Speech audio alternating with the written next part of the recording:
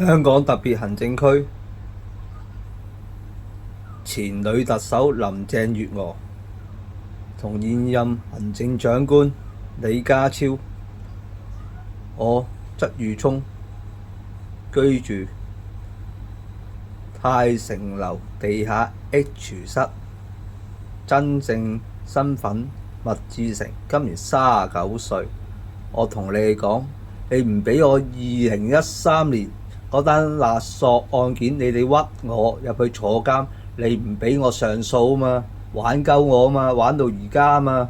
今時今日2025年啊嘛，我同你哋講，香港政府，我一定搞撚到生老病死，死咗嗰啲人之後，燒啲嘢落去，乜撚嘢都用唔撚到，啲紙紮嘢，睇下全世界會唔會追殺你哋呢個香港國家？